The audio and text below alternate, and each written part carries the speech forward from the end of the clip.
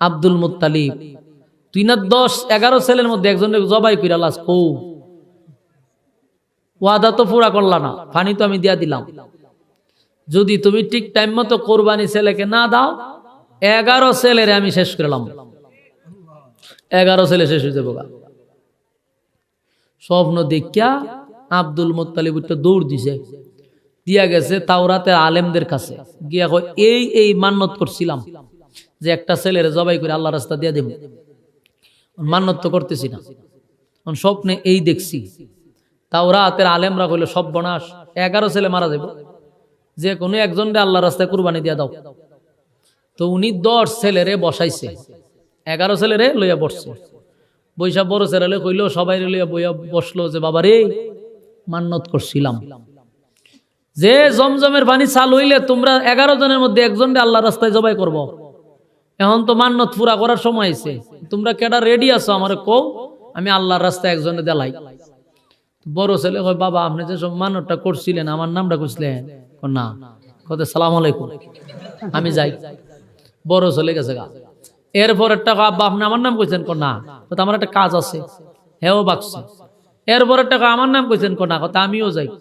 এরপর একটা আমার নাম কইছেন? না। কথা আমিও যাই। এই আমিও যাই হইতে হইতে পুরা 10টা গেছে গা, 10 জন চলে গেছে, রইছে একটা আব্দুল্লাহ, ছোট ছেলে। উনি তো ছোট মানুষ, প্রতিবাদও করতে পারে না। এখন আব্দুল মুত্তালিবেরও মনে চায় না আব্দুল্লাহ রে জবাই করত, আল্লাহর রাস্তায় দিত। ছোট ছেলে, সুন্দর, ভদ্র, নম্র, এই ছেলেরে কুরবানি দিতে উনি রাজি না। গেছে আবার তাওরাতের আলেমের কাছে, গিয়া কয়ে 11টার লইয়া বসলাম, একটাও রাজি হয় না। এখন কি করন? ছোটটা যেহেতু কোনো প্রতিবাদ করতো না, এটারই জবাই করে লাভ। সিদ্ধান্ত নিছে আব্দুল্লাহ রে কুরবানি দিব আল্লাহর রাস্তায়।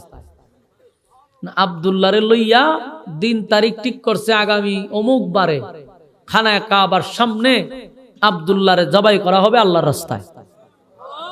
দিন তারিখ ঠিক করে মানুষ চতুর্দিক থেকে আনাগোনা, প্রচুর মানুষ ধরুস, আব্দুল্লাহ রে আল্লাহর রাস্তায় জবাই করব। যেই মাত্র সবকিছু ওকে হইছে, তরবারি লিয়া গেছে আব্দুল্লাহ রে জবাই করত, এমনি দেখে প্রায় 90 জন যুবতী কন্যা তরবারি লিয়া হারিয়ে গেছে, একেবারে যুবতী কন্যা, হ্যাঁ, আনমেরিড মাইয়া ফান, ইডি দাঁড়াইছে তরবারি লিয়া, আব্দুল মুত্তালিবের গলার মধ্যে এমনি ধরছে, দইরা কয় 11টা তোর 11 সন্তান আছে না, 10টারে জবাই করে লাগ, কোনো অসুবিধা নেই, কিন্তু আব্দুল্লাহরে জবাই করতে আমরা দিব না। সুবহানাল্লাহ। আব্দুল্লাহর গলায় যদি ছুরি লাগে গোটা মক্কায় আগুন লাগবে।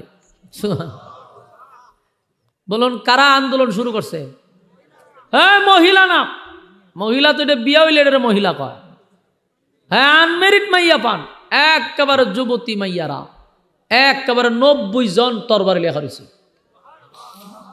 এখন তরবারি লেখা রেখা সাবধান, যদি আব্দুল্লাহর গলায় ছুরি লাগে তো মক্কায় না আগুন লাগাই দিব।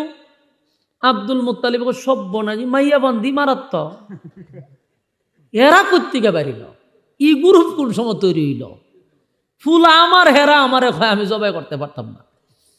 এখন শেষে ভয়ে এদিন আর জবাই করছে না। শেষে করব কি? এখন মাইয়া মানে না, এখন লটারি দিছে, যদি লটারির মধ্যে একদিকে 100 উট, একদিকে আব্দুল্লাহ, উটের নাম উঠলে উট দিয়া দিব 100, আর আব্দুল্লাহ নাম উঠলে আব্দুল্লাহরে জবাই করবো। কইছে আমরা লটারি দিই। লটারির নাম দিছে, পরে আব্দুল্লাহ নামই উঠছে। এখন হয় আরেকবার দে, আরেকবার দিছে আব্দুল্লাহর নাম, 10 বার দিছে আব্দুল্লাহর নাম, 20 বার দিছে আব্দুল্লাহর নাম, 50 বার দিছে আব্দুল্লাহর নামই উঠে। সুবহানাল্লাহ। শেষে দিতে দিতে দিতে বারবার আব্দুল্লাহর নাম দেয়, আব্দুল্লাহর নাম উঠে, আব্দুল্লাহর নাম দেয়, আব্দুল্লাহর নাম উঠে, একবারে 99 বার আব্দুল্লাহর নাম উঠছে। আর রয়েছে কত? একবার 100 বার। সমস্ত মেয়েরা আবার তরবারি লিয়া হয়েছে। আর রে 99 কেড়ে 99,000 বারও যদি আব্দুল্লাহর নাম উঠে জবাই করুন যেত না। মাইরালামো মাইয়া ফান কি বক্ত, সব যুবতী মাইয়ারা আব্দুল্লাহর জন্য পাগল। দিল না। শেষের বার হয়তো আরেকবার যেহেতু আছে দিয়া দিই, আরেকবার দিছে পরে উটের নাম উঠছে। 99 বার আব্দুল্লাহ, একবার উট দিছে আল্লাহ রাস্তায় 100 উট জবাই করে। তো এখন ঘটনাটা হইল আব্দুল্লাহর জন্য মাইয়ারা কেন তরবার লিয়া দাঁড়াইল? কারণ গোটা মক্কার যত যুবতী মেয়ে ছিল সব আব্দুল্লাহর জন্য পাগল আছে। এখনকার ফুলাবানে মেয়েদের উপরে ইফটিজিং করে না, ওই সময় মেয়েরা আব্দুল্লাহর ইফটিজিং করত, রাস্তায় আটকাইতো। আব্দুল্লাহ ছিল লাজুক, কুমারী মেয়ের মতো এত লাজুক, নিচের দিকে তো তাকাইতো আর উপরে তাকাইতো না। কিন্তু ওনারা ডিস্টার্ব করত। মাইয়া ফান বিবাহ বসার লেগে পাগল হয়ে যেত, জোর করে হয়তো আমার বিয়া করে লাও। কারণ আছে, আপনারা বুঝবেন একটু পরে কইতাছি।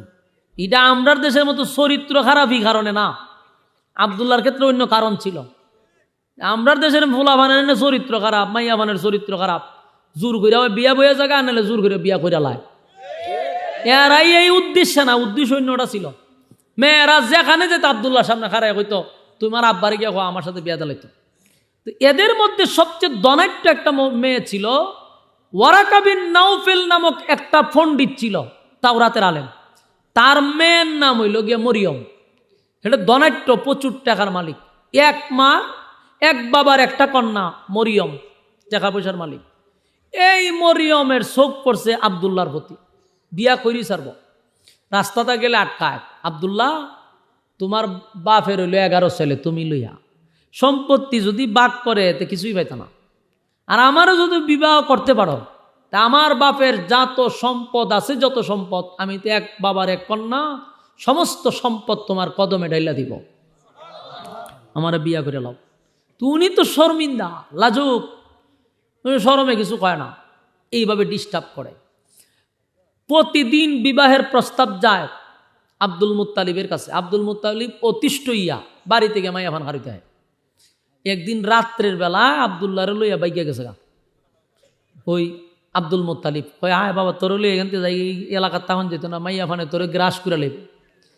আব্দুল মুত্তালিবে নিজের ছেলেরে লইয়া 400-450 কিলোমিটার দৌড়াইয়া মদিনায় গেছে গা, মক্কারি মাইয়া ফানের কারণে।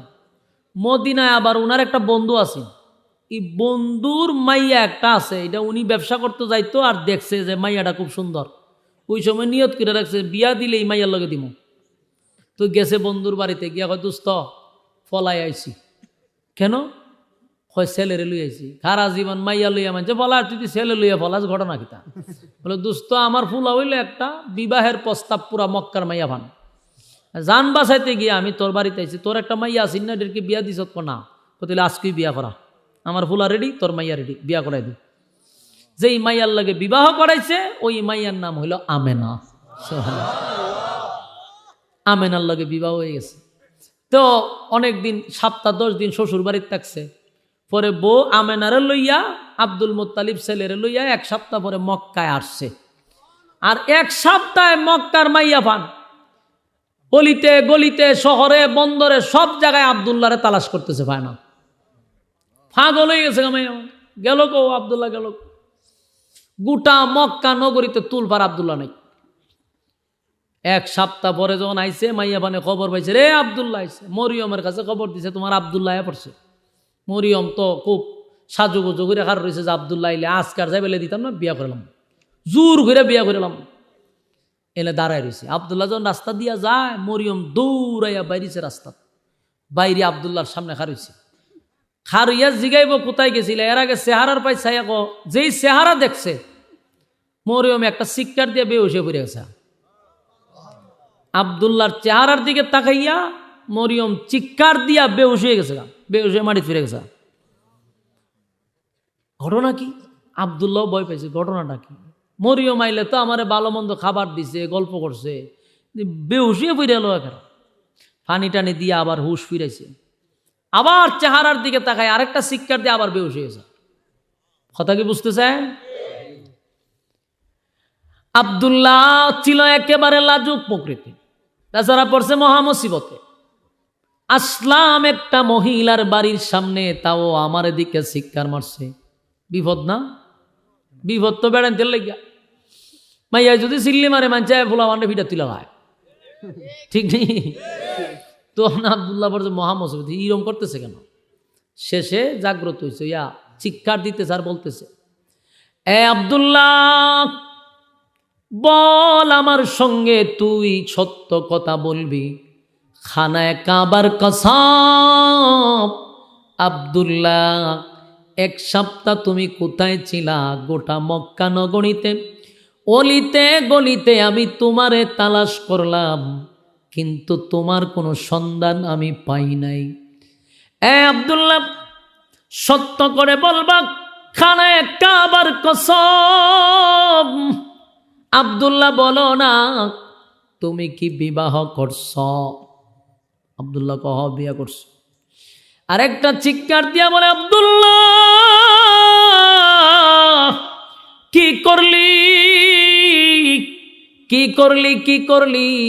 আব্দুল্লাহ রে, আমারে না জানাইয়া মদিনায় গিয়া বিয়া করছ? বলে হ।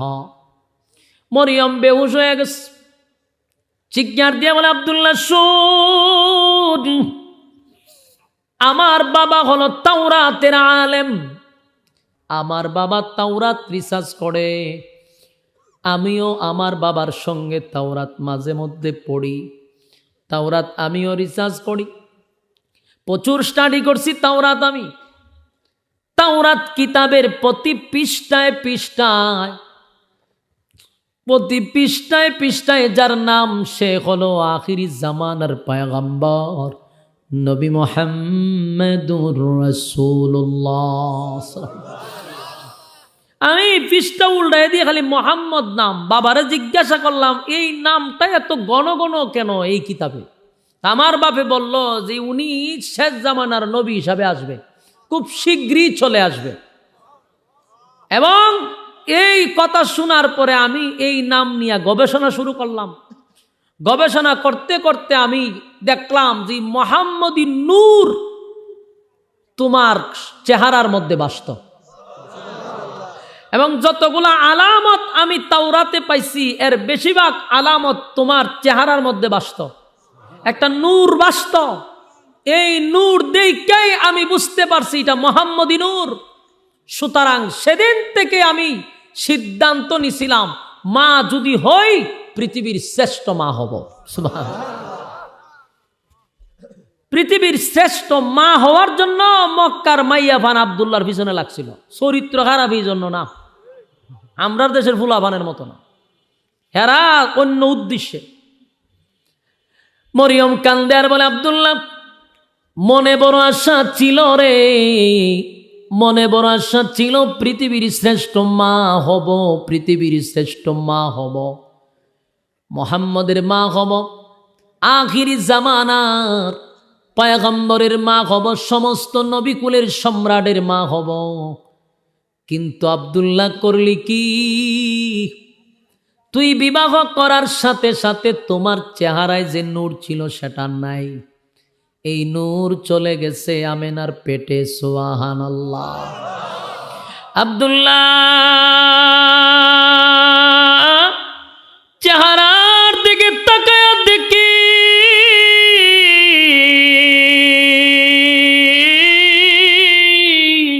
সেই নূর আর দেখা যায় না গো।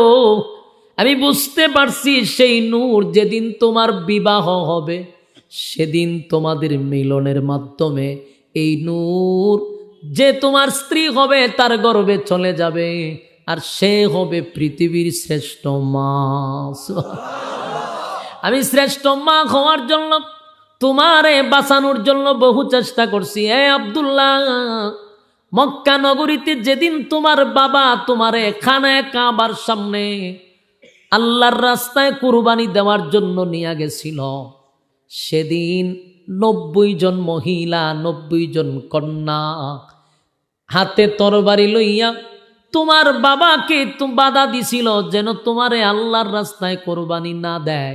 যে যুবতী কন্যারা দাঁড়াইছিল এরা আমার নেতৃত্বে দাঁড়াইছিল, আমি পাঠাইছিলাম যেন কোনোভাবে তোমারে জবাই না করা হয়। আব্দুল্লাহ কি করলি? আব্দুল্লাহ রে, বিবাহ তো করলি, চলেই তো গেল আমেনার গর্ভে মুহাম্মদীর নূর।